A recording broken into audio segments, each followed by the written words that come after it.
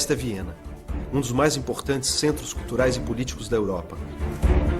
A cidade acaba de ser declarada campeã mundial em qualidade de vida. É o 6º ano seguido em que isso acontece. O ranking é realizado por uma renomada empresa britânica de consultoria. Ele leva em conta fatores como desenvolvimento econômico, sistema político, segurança, mobilidade urbana e meio ambiente. Um dos segredos do sucesso da capital austríaca é a maneira como ela soube preservar o passado e aprender com ele. Aqui, modernidade e tradição convivem em perfeita harmonia. Viena existe há nada menos do que 15 séculos. Essa longa e fascinante história ainda pulsa nessas ruas. Em uma cidade tão amiga do tempo e das marcas que ele deixa, esse prédio cai como uma luva. Aqui funciona o Museu do Relógio. Entre ampulhetas, cucos, carrilhões e outras máquinas maravilhosas, são cerca de 3.000 peças em exposição. Algumas chegam a 500 anos de idade. Só não são mais antigas do que a própria sede do museu. Um mapa de 1547 já registra a presença do imóvel. Mas na época ele tinha apenas a parte térrea. Os 2 andares de cima vieram um pouco mais tarde, em 1690. O proprietário que ordenou a ampliação se chamava Ferdinand Obisi, chefe da guarda da cidade. E por causa dele, o edifício é até hoje conhecido como Palácio Obisi. Em 1917, ele passou a abrigar o museu. A origem do acervo é a coleção particular de Rudolf Kaftner, um apaixonado pela relojoaria que acabou se tornando o primeiro diretor da instituição. Durante a Segunda Guerra Mundial, as portas do Palácio Obisi tiveram que ser fechadas. Para evitar saques e bombardeios, os relógios foram espalhados por vários castelos da Áustria.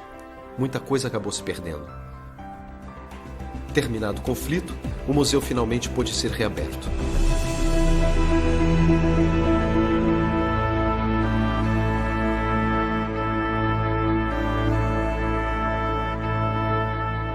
Começamos a visita ao interior do prédio em grande estilo, conhecendo uma das principais atrações da casa. Entre 1699 e 1860, essa máquina moveu o relógio da Catedral de Santo Estevão, a principal igreja de Viena.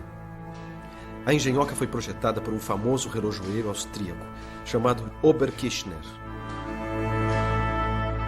De 8 em 8 horas, era preciso dar corda no dispositivo.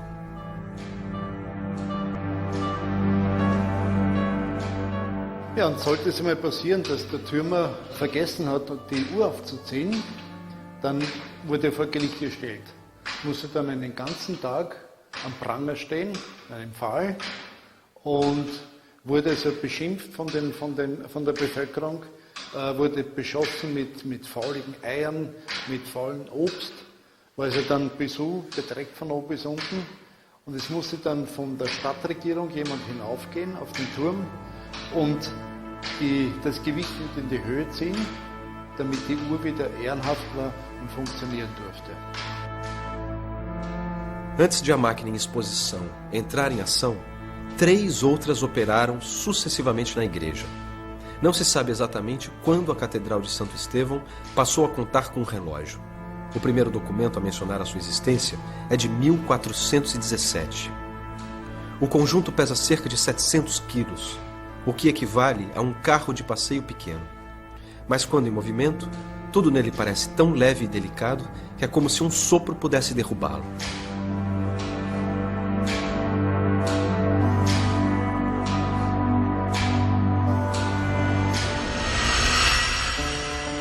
Em 1860, os mostradores do relógio e a máquina que os movia foram retirados para reparos na estrutura do edifício. Nunca mais foram postos de volta. Esse quadro de 1830, de autoria desconhecida, retrata a Catedral de Santo Estevão no tempo em que o relógio ainda estava lá. A pintura traz um relógio de verdade embutido na posição que ele ocupava na torre. Es war früher so, dass auf allen 4 Seiten im Turm ein Zifferblatt war. Und das war die große Uhr von Wien, nach der mussten sich alle Uhren in Wien richten. Wie gesagt, auf allen 4 Seiten, die Löcher, die Sie hier sehen, konnte man natürlich öffnen. Da hat man einen Schlüssel reingesteckt und dann die Uhr aufgezogen. So ist es schöner. Jede Viertelstunde hat die Uhr die Zeit geschlagen.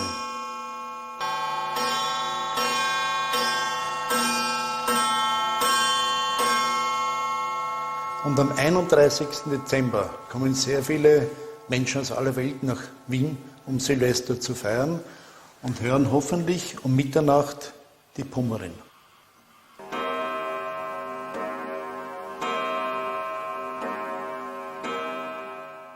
O Pummerin, o sino mencionado pelo curador, é um gigante de 21 toneladas, fabricado em 1711. O metal de que é feito veio de canhões turcos capturados pelos austríacos durante uma guerra entre os dois países. A cada hora cheia, mecanismos escondidos na parte de trás da tela reproduzem o som do Pummerin.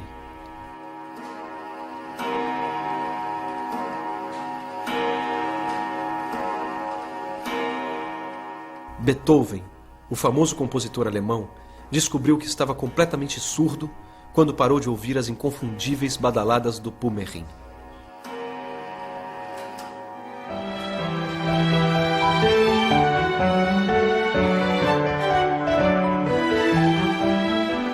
Relógios mecânicos como os da Catedral de Santo Estevão começaram a ser desenvolvidos no século XIII, mas até o século XVII, os modelos utilizados eram bem pouco confiáveis e viviam atrasando.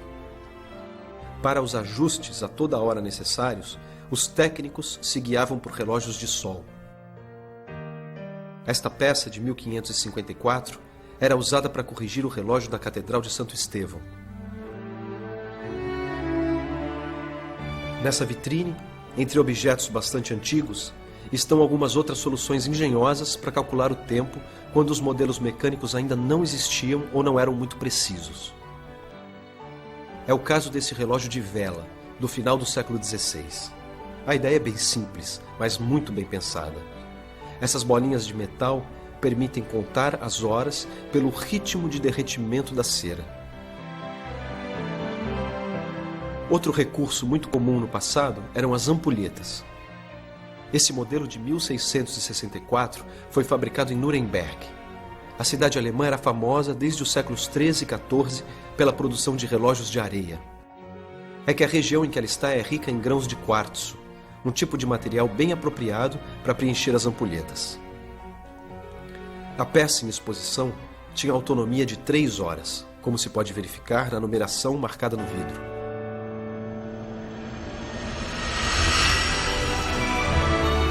Muitas outras surpresas nos aguardam no Museu do Relógio de Viena. No próximo bloco, conheceremos belíssimos modelos criados no século XIX, uma época de ouro para a relojoaria europeia. Mundo Museu volta em instantes.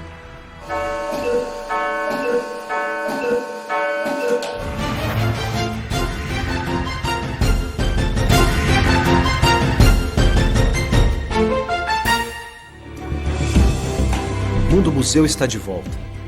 Hoje estamos visitando o Museu do Relógio de Viena, que está prestes a completar 100 anos de existência. No bloco anterior, conhecemos em detalhes o relógio da Catedral de Santo Estevão, com seus 6 séculos de história. Apreciaremos agora outros exemplares encantadores da relojoaria europeia do passado.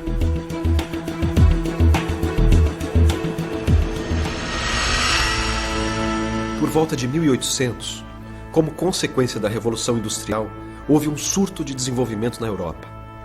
As maiores cidades do continente assistiram ao surgimento de uma classe média cheia de disposição para comprar os produtos que agora circulavam em grande escala. Esses novos consumidores modificaram os padrões de gosto, impondo um estilo próprio de arte, arquitetura e decoração. Nos países de língua alemã, essa época de mudanças ficou conhecida como período Biedermeier.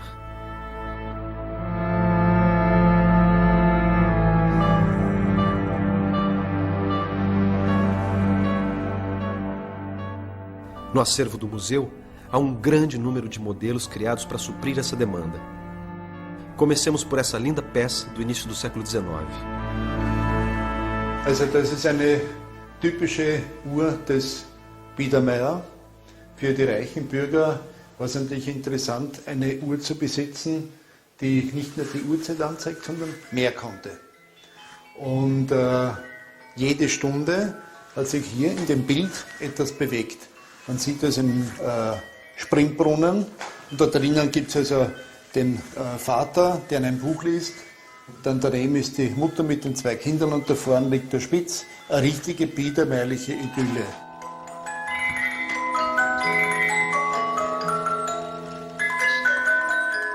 Die Uhr ist über 200 Jahre alt, aber sie spielt noch immer und erfreut uns.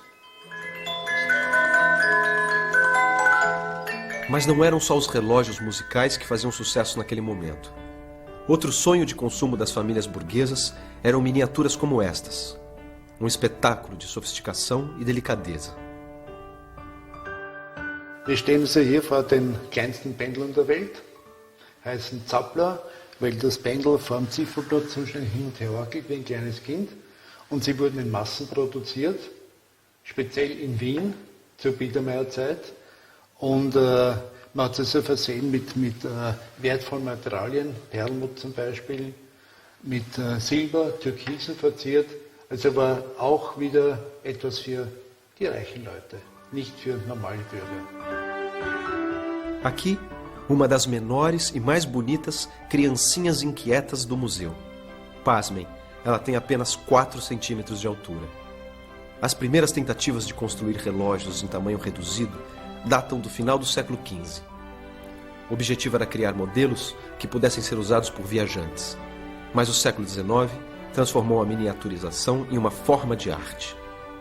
A utilidade do relógio já não tinha tanta importância. O que contava mesmo era a habilidade do relojoeiro em fazer a beleza florescer em peças, às vezes tão pequenas quanto um dedal. Outro destaque do período Biedermeier é esse relógio de 1825. Quando acionado, o seu mecanismo reproduz a rotina de um casal de serralheiros. Ao lado dos dois, um jovem lenhador sua sua camisa com um machado em punho. A vida no campo é um tema recorrente no período Biedermeier. Enquanto na cidade os relógios eram produzidos a partir das mais sofisticadas matérias-primas, algo muito diferente estava acontecendo nas áreas rurais da Europa.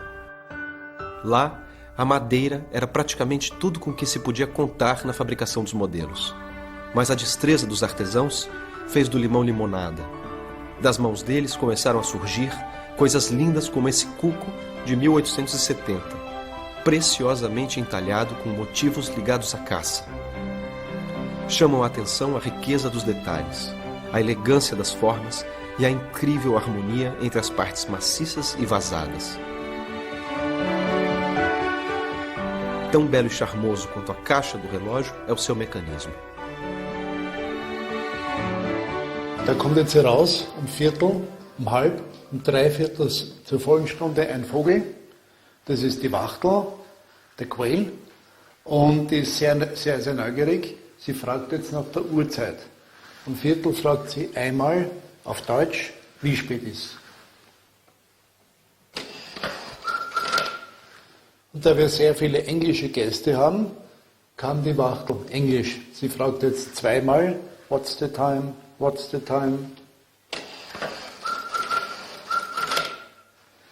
Um Dreiviertel, dreimal, what's the time.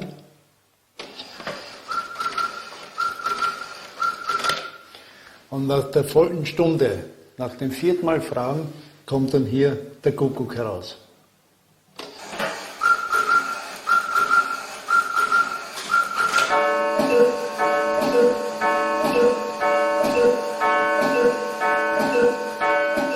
Os primeiros cucos de que se tem notícia datam de meados do século XVIII.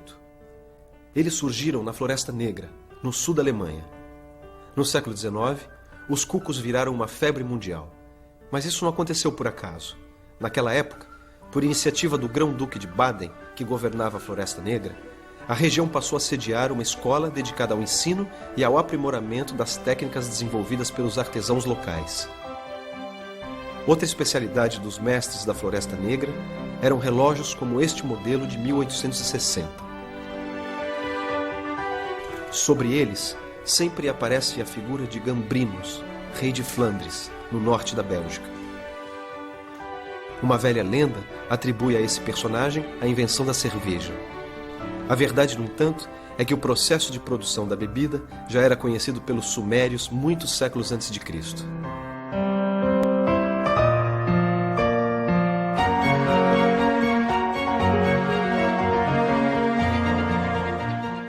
A cada 5 minutos, Gambrinus dá o seu pequeno show. Ele toma alguns goles de cerveja e em seguida volta a descansar. Os relógios com o robozinho do rei beberrão eram muito comuns nas vitrines das lojas. Os comerciantes de meados do século XIX os usavam para atrair a clientela.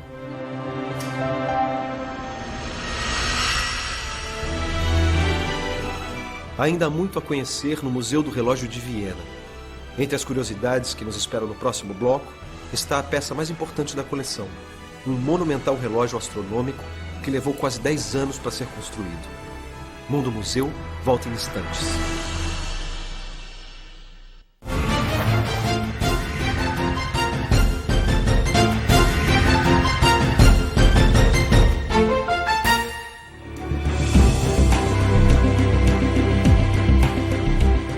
Mundo Museu está de volta. Hoje estamos visitando o Museu do Relógio de Viena, que funciona no Palácio Obidze, um prédio erguido há mais de 500 anos. No bloco anterior, retornamos ao século XIX, uma época de grande desenvolvimento da arte da relojoaria. Nossa viagem ao passado prossegue agora em busca de outros destaques do acervo.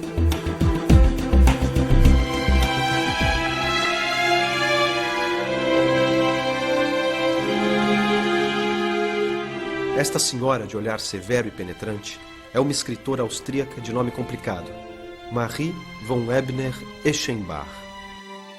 Ela é uma das principais autoras literárias da língua alemã do século XIX. O seu amor pelas palavras só não era maior do que a paixão pelos relógios. Pertencia à escritora essa constelação de pequenas maravilhas. Depois da morte da senhora Eschenbach, um sobrinho dela vendeu a coleção para o museu. As peças em exposição foram fabricadas nos séculos XVIII e XIX. Difícil escolher em qual delas fixar o olhar. A dona dos relógios fazia questão de consertar pessoalmente cada um deles. O seu mestre nesse ofício foi um amigo que acabou se tornando o personagem principal de um romance dela, chamado Lotte, o Relojoeiro. Outra preciosidade exposta no museu é esse conjunto de joias, que inclui um elegantíssimo relógio de ouro. Elas foram um presente do imperador Francisco José a Katharina Schratt, uma famosa atriz austríaca. Por causa da ligação profunda com o Kaiser, ela era conhecida como a Imperatriz Não Coroada da Áustria. Mas a relação entre os dois permaneceu até o fim como um amor platônico. Esses são relógios japoneses dos séculos XVIII e XIX. Eles eram movidos por um peso que descia aos poucos e puxava o ponteiro para baixo. O processo durava 6 horas, do nascer do sol ao meio-dia. O peso era então colocado novamente no ponto de partida e tudo recomeçava. A contagem do tempo se iniciava pelo número 9 e seguia em ordem decrescente até o 4. Os números 1, 2 e 3 não apareciam no mostrador por motivos religiosos. É que eles têm significado sagrado em orações budistas. De volta à relojoaria ocidental, encontramos esse encantador quadro-relógio de 1850. Ele foi concebido por um famoso artesão de Munique, chamado Johann Fischer. Quando sua complexa maquinária é posta em movimento, a cena ganha vida. Um efeito mecânico cria a sensação de que o rio corre e faz girar a roda d'água. Enquanto o fogo arde no forno de fundição, pedreiros, lavadeiras e ferreiros do lugarejo realizam suas tarefas.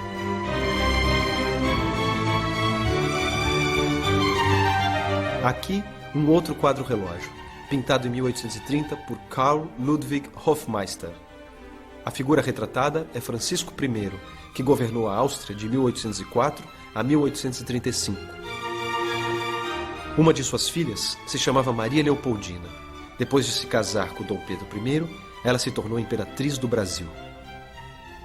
Na obra, Francisco I aparece em seu escritório no Palácio de Hofburg. O prédio, erguido no século XIII, é a sede do governo austríaco desde 1279.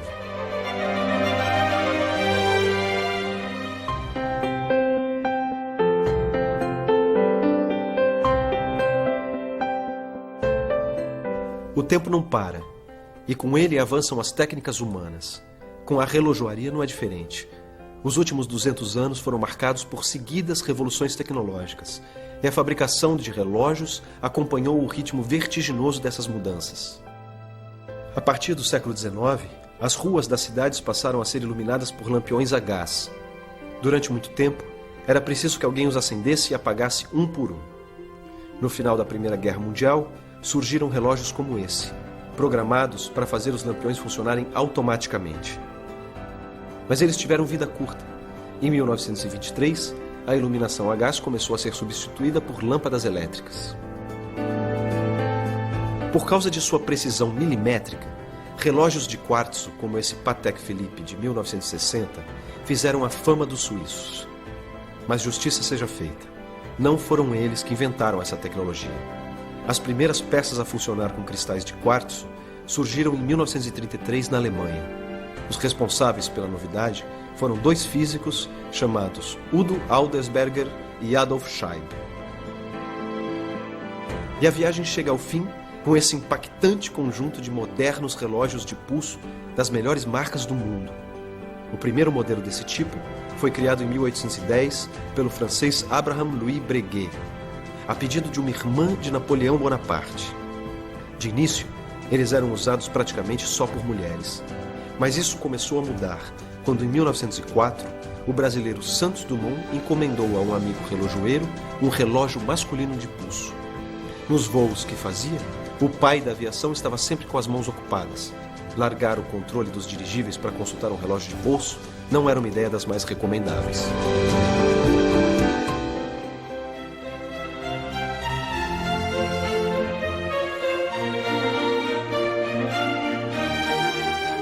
Nossa visita nos leva agora a esse modelo em forma de altar.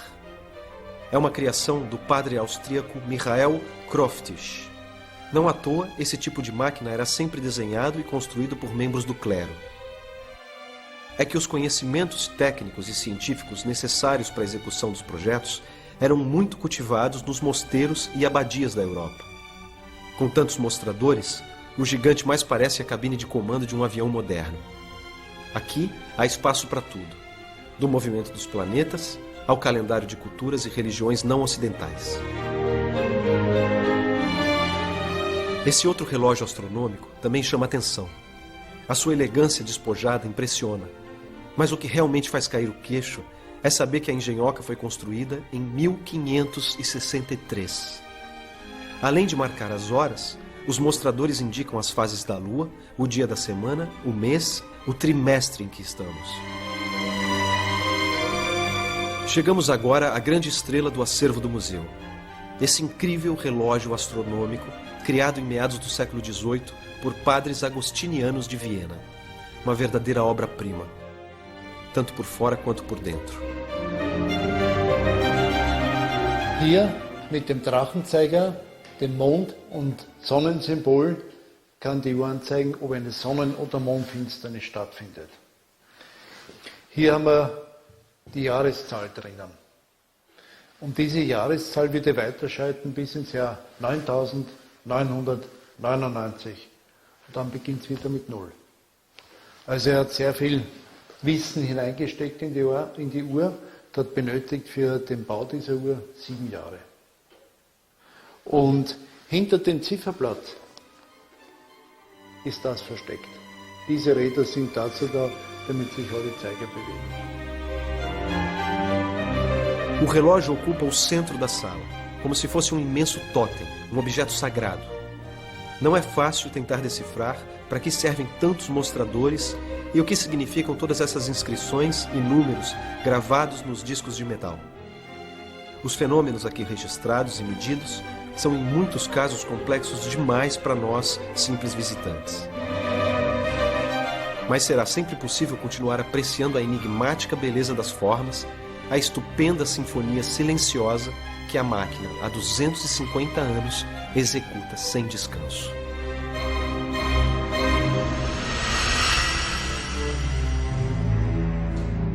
Vivemos em um mundo em que quase tudo é descartável. O que se quebra ou envelhece é simplesmente jogado fora. Mesmo os objetos mais desejados logo perdem o encanto, e a tentação de trocá-los por modelos ainda mais novos é enorme. Bem diferente é o acervo do Museu do Relógio de Viena. Ele pertence a uma época em que as coisas tinham alma. Eram amadas, preservadas, passavam de geração em geração como tesouros de família. Indiferentes à pressa da vida moderna, no ritmo suave de suas delicadas maquinárias, os relógios do Palácio Obidze seguem sua paciente marcha rumo à eternidade.